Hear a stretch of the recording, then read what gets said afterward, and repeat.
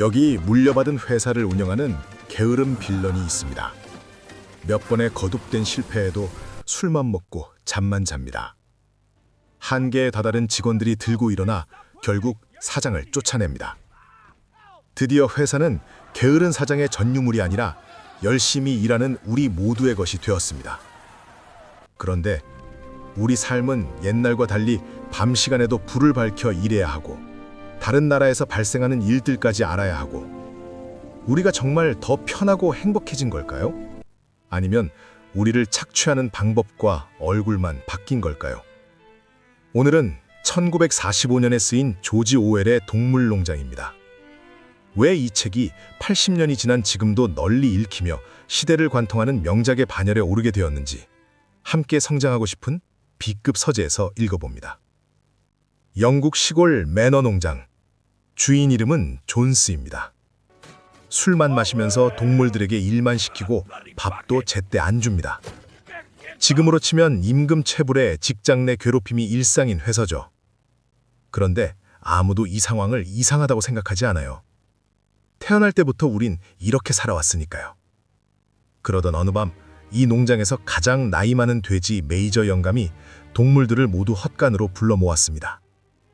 몸집이 어마어마한 짐술에 끄는 말 복서, 중년의 어미말 클로버, 흰 염소 뮤리엘, 그리고 당나귀 벤저민을 포함하여 농장의 모든 동물들이 하나둘 자리를 채웠습니다.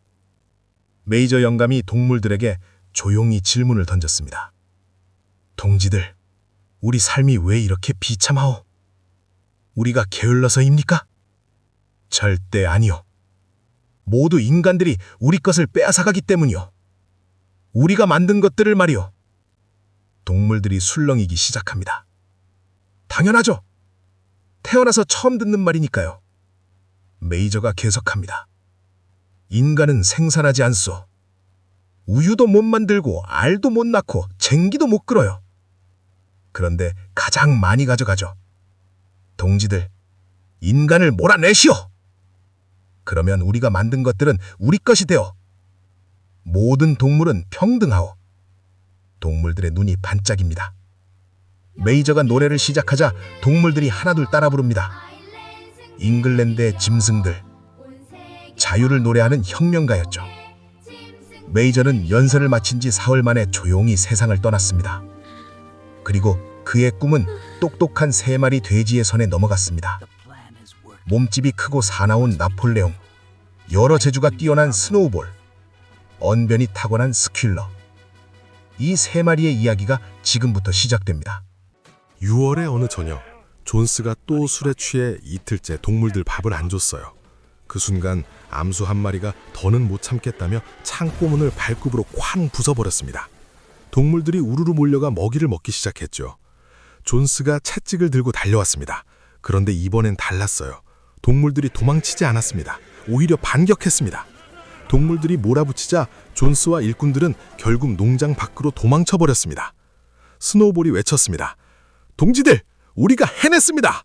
이제 이 농장은 우리 겁니다. 동물들은 가장 먼저 채찍과 고삐와 재갈을 불태웠습니다. 착취의 도구들을요. 농장 이름도 바꿨습니다. 매너 농장에서 동물농장으로. 그리고 헛간벽에 7가지 계명을 새겼습니다. 2발로 걷는 것은 척이다. 4발로 걷거나 날개를 가진 것은 친구다. 술 마시지 마라. 옷 입지 마라. 침대에서 자지 마라. 동물끼리 죽이지 마라. 그리고 마지막 가장 중요한 한 줄.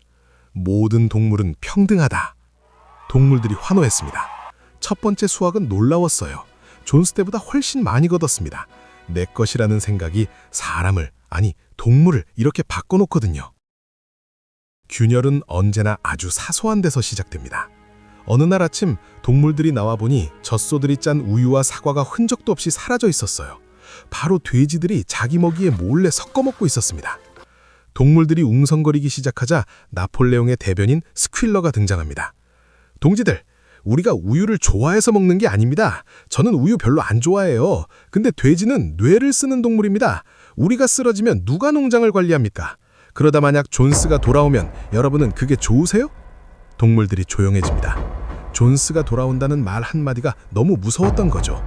우유는 돼지 것, 사과도 돼지 것, 아무런 투표도 없이, 아무런 저항도 없이 단지 공포 하나로 결정됐습니다. 그리고 이때 아무도 모르는 사이 중요한 일이 하나 벌어지고 있었습니다. 나폴레옹이 개 2마리에게서 막 태어난 강아지 9마리를 데려가 헛간 다락방에 가뒀거든요. 아무도 왜 그러는지 몰랐습니다. 스노우볼은 천재였습니다. 풍차를 지어 전기가 생기면 기계가 돌아가고, 기계가 돌아가면 동물들이 주 3일만 일해도 된다는 아이디어를 내자 동물들이 열광했습니다. 나폴레옹은 식량 생산량이 줄어든다는 이유로 반대하며 스노우볼의 설계도에 오줌을 싸버렸습니다. 풍차건설 표결날, 스노우볼의 연설이 끝나갈수록 분위기는 스노우볼 쪽으로 기울었어요. 바로 그 순간 나폴레옹이 이상한 소리를 냈습니다. 그러자 헛간문이 확 열리고 다락방에 갇혀있던 그 강아지들이 거대한 맹견이 되어 스노우볼에게 달려들었고, 스노우볼은 필사적으로 울타리 밖으로 도망쳤습니다. 다시는 돌아오지 못했죠. 나폴레옹이 선언했습니다. 이제부터 일요일 집회는 없습니다. 토론은 필요 없어요. 몇몇 동물들이 항의했지만 개들이 낮게 으르렁대는 순간 입들이 일제히 닫혔습니다. 스퀼러가 나중에 동물들을 찾아다니며 설명했습니다. 동지들, 나폴레옹 동지가 얼마나 힘든 결정을 내리신 건지 아세요? 리더의 자리가 편한 줄 아세요? 책임이에요, 책임! 그리고 스노우볼, 사실 그 친구는 처음부터 존스의 스파이였어요. 우리 모두 속았던 겁니다. 스노우볼이 스파이라고요? 그 용감하게 싸우던 모습은 뭐였지? 동물들의 혼란에 스퀼러가 쐐기를 박습니다. 그것도 다 연기였습니다. 나폴레옹 동지는 그때도 이미 알고 계셨어요. 기록이 다 있어요. 나폴레옹 동지가 그렇게 말씀하시면 틀림없이 옳은 거겠지. 복서가 말했습니다. 어느 날 나폴레옹이 전체 수집령을 내렸습니다. 스스로에게 수여한 훈장을 달고 나타났어요. 개들이 돼지 4마리를 앞으로 끌고 나왔습니다. 자백하라. 돼지들은 스노우볼과 공모하였고 풍차를 파괴하려 했다고, 존스를 불러들이려 했다고 자백했어요. 사실인지 아닌지는 중요하지 않았어요. 어느새 풍차도 나폴레옹의 작품이 되었고, 개들이 달려들어 닭 3마리, 양 2마리, 거위 1마리가 차례로 처형됐습니다.